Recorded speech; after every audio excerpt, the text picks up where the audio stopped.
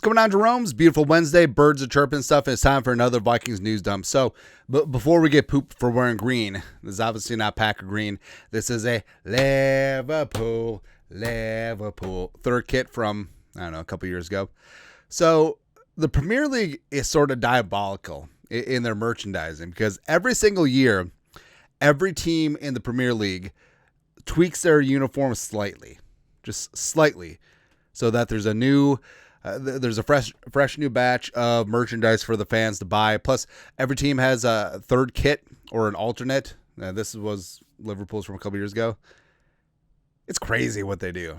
Actually, no, it's a good piece of business, but I'm glad the NFL doesn't do that.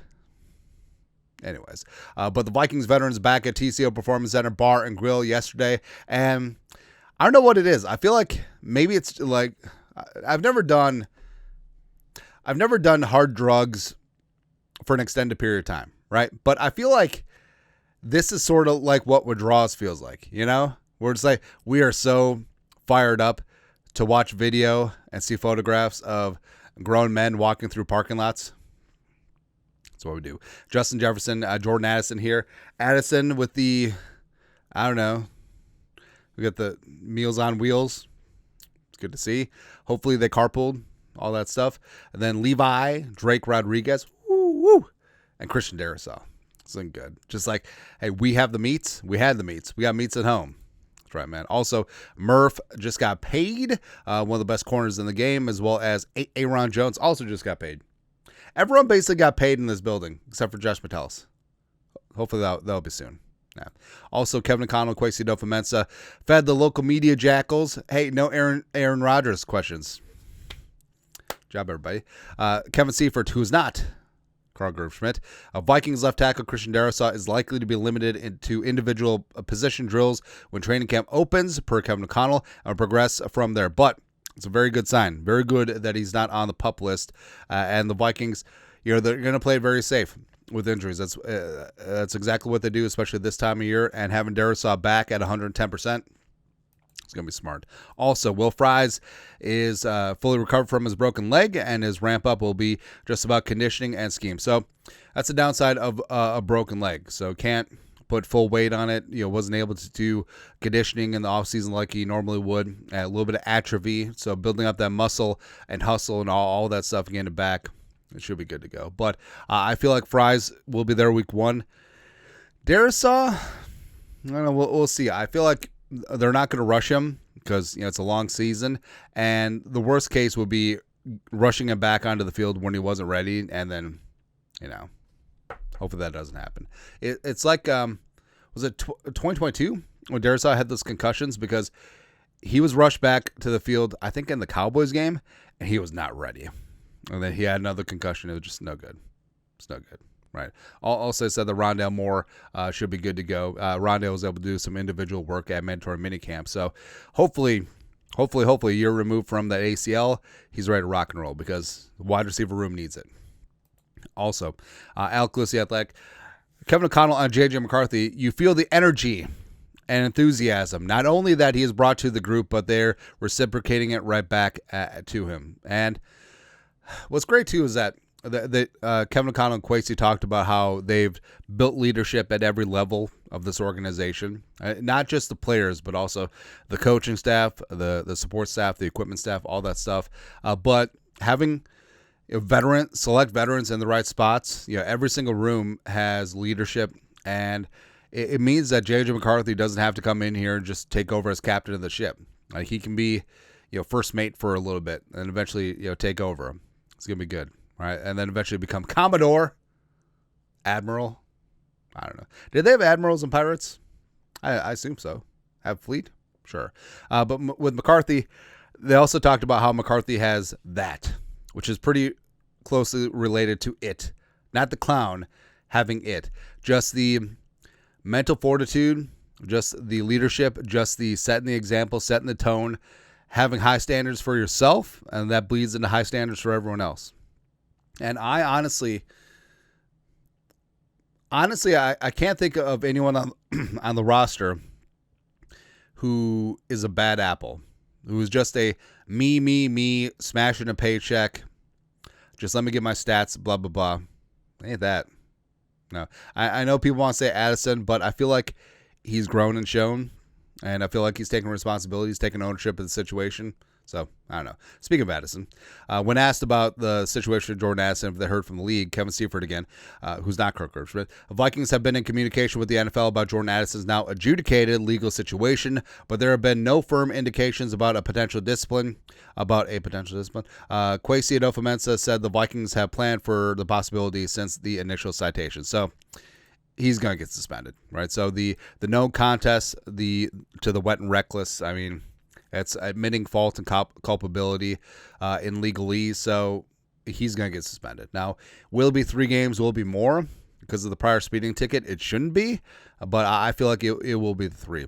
Monday Night Football, Sunday Night Football, then at the Bengals week 3, and then we'll get him back for the international run. And for the Vikings, like we've outlined before, I feel like they are set up pretty good for replacing Addison. Because remember, they missed Addison for 2 games early in the season last year. That's when Jalen Speedy Naylor really rose up. Rindale being healthy is great. Ty Felton could be all up in there, running a lot more 2 tight end sets with Hawkinson, Oliver, Aaron Jones out of the backfield is basically a wide receiver. Jefferson could just go beast mode on the whole thing. So Kwesi's right. They are set up pretty good. And they did have this in the back of their mind when they approached the offseason. Also, we'll rag at Sports Illustrated. Kevin O'Connell on if he expects Josh Metellus to participate in training camp without a contract extension.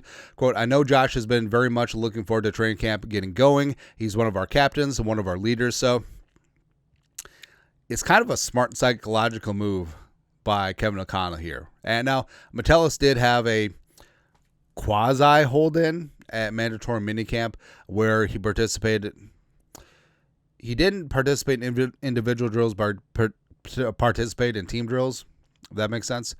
Something like that. Now, also, coming out and saying in public, getting ahead of things, he's one of our captains, one of our leaders. Now, if Metellus has a hold-in, then he looks bad in the court of public opinion. And I don't think either side wants that. I think that both sides want to get something done. Keep him here in Minnesota because obviously Metellus is very valuable to the Flores defense. Or could it be a spot? Ooh, this could be spicy. Flores gets a head coaching job next year and takes Metellus with him, who's in a contract year. That's a spicy meatball.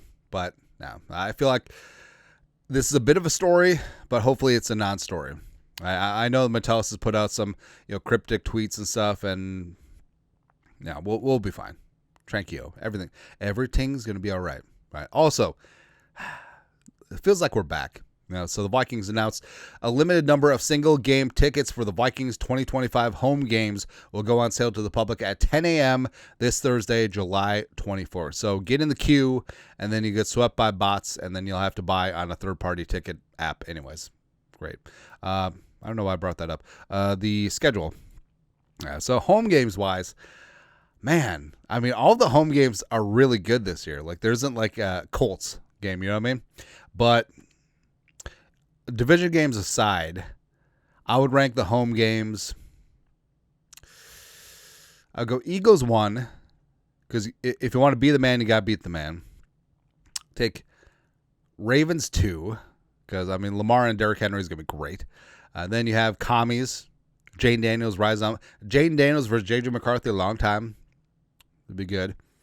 Then I'll go Bengals and Falcons. Yeah, I think that's, again, taking out division games because those are all important and all big time. But I feel like that's where we're at. And again, a lot of the Vikings' tough games are at home. So even though it's a tough schedule, they got to play the Vikings at U.S. Bank Stadium. So get your tickets in. Also, the Bills announced their alternate helmet going back to red. Remind you of the Jim Kelly, Thurman Thomas, Bruce Smith. There you go. Darryl Talley, former Vikings legend, former West Virginia legend, almost heaven. It's looking good. So, not gonna lie. So these are the helmets and uniform that the Bills lost 4 straight Super Bowls in. Now, we do need to give them credit. Getting to 4 Super Bowls in a row, that's pretty impressive. And I don't know, like, they were really only in one of the Super Bowls. Kind of 2, right? So they were obviously in the Giants Super Bowl. They lost Scott Norwood, wide right, all that stuff. They got their asses kicked by Washington. They got their asses kicked in the first one by the Cowboys. But then the second one versus the Cowboys in Atlanta was pretty close. I mean, they actually had the lead at halftime, but then not so much. But I will say this. So I know that the Bills are the cat's ass right now. If they make another Super Bowl and lose, they need to burn these helmets to the ground. They need to burn Utica to the ground as well. Just get rid of them. No, just go gray uniforms, black and gray. That's it, man. Yeah. Pro Football Network put this out. Worst case scenario for each team in 2025. So again, worst case, absolute worst.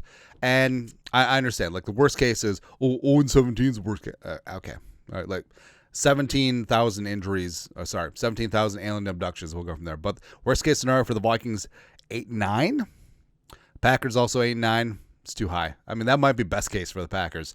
9-8 for the Lions. Again, that might be best case. I mean, they lost 8 assistant coaches. Their offensive line is garbage. Their defensive line has injuries. Hutchinson might never be 100% again. So, I don't know. It's going to shock the world when they go 7-10. The Bears 5-12 again. That might be best case. Yeah. But for the Vikings, looking at the schedule again, where's our schedule? There we go. 8-9. I don't know, Chief. I don't see 9 losses anywhere out there on the schedule. I just don't see them. But what I do see is a lot of boo. That's right, man. Lastly, so Diamond Dallas Turner was on a podcast this week, said some great things and stuff. But more importantly, I didn't see this. Diamond Dallas Turner wearing the throwback, old school, stitched up, gorgeous Mitchell and Ness jumping John Randall jersey. Regulators, mount up.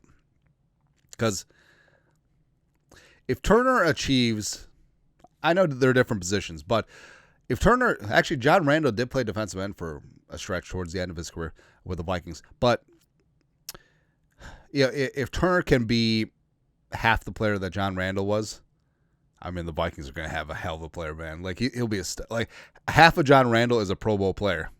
That's pretty damn amazing, man. Not bad for undersized, undrafted, unwanted, pride of Texas A&I Kingsville. It's now A&M Kingsville. Go Javelinas. Ooh, love it, man. It's good stuff. But we're so back. That's right, man. Anyways, that's it. Beautiful Wednesday. You guys are the best. You know what to do. Skol production value.